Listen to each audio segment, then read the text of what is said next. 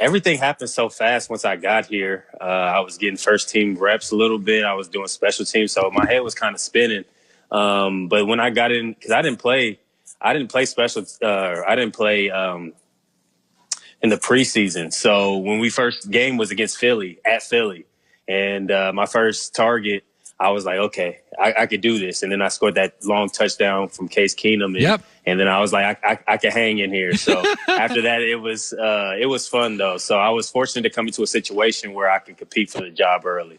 Hey, listen, Alex Smith is an amazing story. I know Alex. You're starting to be a star. He's now going to be leaving soon. What do you take from Alex? What does he teach you? What is it like to be around a guy that's had 17 surgeries in 1 year in his leg? Yeah. The moment's not too big for Alex. His poise, no matter what he's been through, from his 17 surgeries to the ups and downs of the season, to being hurt and having to be called upon to help us get into the playoffs. I mean, no moment is too adverse for him.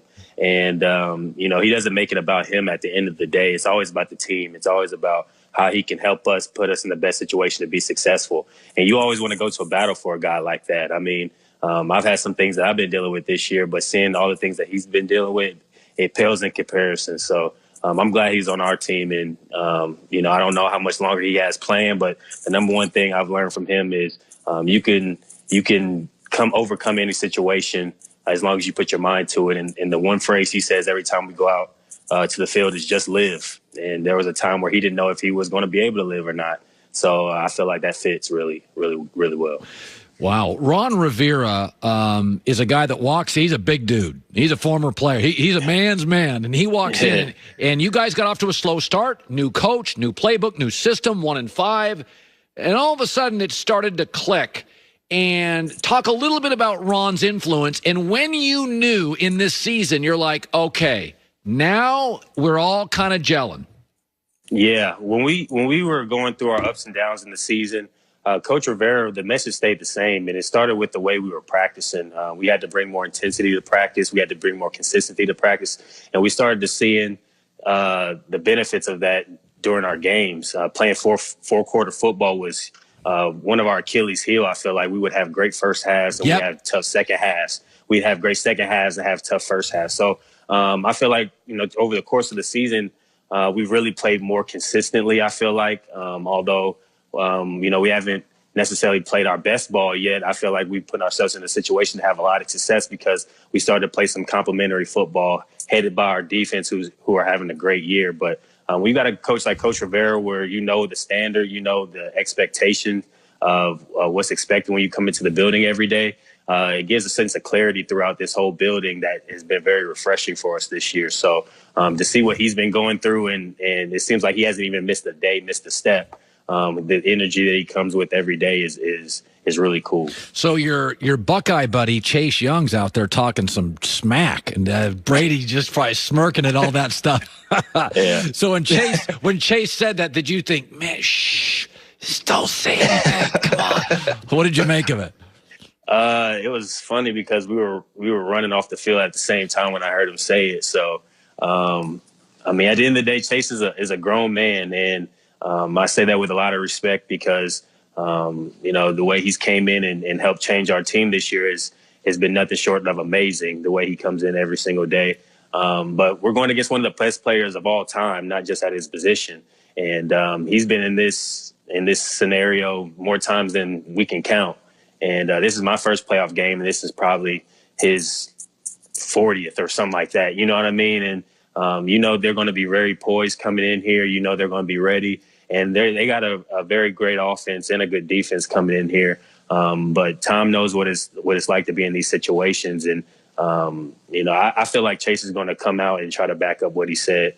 But I like his confidence, and, we're going to try to support and rally around him and have a good game on Sunday. By the way, one of 8 players with 1,000-plus receiving yards in 15 or fewer games this season, Terry McLaurin, if you're listening on radio, has just been an unbelievable third-round pick. So Ohio State, Alabama, I think it's very competitive. I don't think either defense. Yeah. I don't think either defense is going to stop either. Kyle, your kind of take on, you probably play with some Alabama guys, and they love to talk, blah, blah, blah, and you probably play against some Alabama guys. I actually think Ohio State can win. I'm not sure they will. Mm-hmm. Your thoughts? I mean, I know you still watch Buckeye stuff. Can they compete with Bama? Can they compete with them? I mean, I think we're built very similarly. The team's very heavy in the trenches, offensively and defensively. I feel like that's where that game's going to be won. We pride ourselves on being tough on the offense and defensive line, and they're going to have to control the line of scrimmage, get some pressure on Mac Jones, and try to limit those big plays from Devontae Smith and a lot of the dynamic players that they have, Najee Harris. But we got dynamic players too. We got Justin Fields, we got Chris Olave. Trey Sermon is playing really great right now, Garrett Wilson. So, I mean, I feel like it's going to be a heavyweight fight, and that's why you come to Ohio State to play in these big games. But I probably have about 8 or 9 Alabama teammates on my team right now, so I'm not going to make any predictions. But just in case, I got plenty of gear for them if it comes out on the right side. Well, you're an incredibly easy guy to root for. Terry McLaurin, congratulations. You had, by the way, I'm just looking at your stats here real quick. 7 catches, week 17 win over the Eagles. So you're hot. You're ready to play, dude. You're ready to go.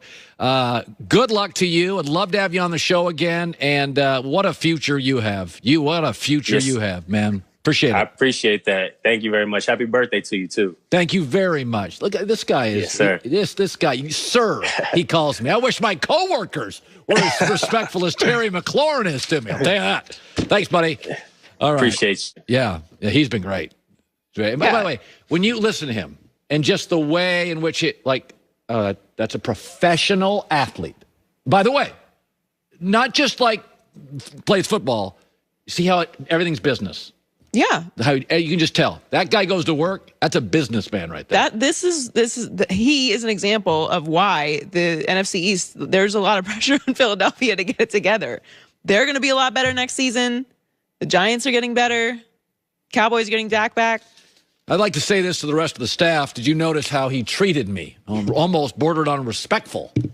One day of the year, I get treated okay around here. I offered to take a ketchup and mustard L for you. You did. You got... Folks, sometimes, Joy, I'm not even going to get into specifics. A couple days ago, I learned something in the morning. I just couldn't even... I mean, I thought about it all day. I couldn't even figure it out. And then this morning, you gave me oatmeal cookies. Yes. And then, and you were so nervous on the Nick Wright thing. 2 times since we've done this show, I've looked over to you, and you were nervous. What was the other time? I got emotional one day about... You weren't nervous. You were...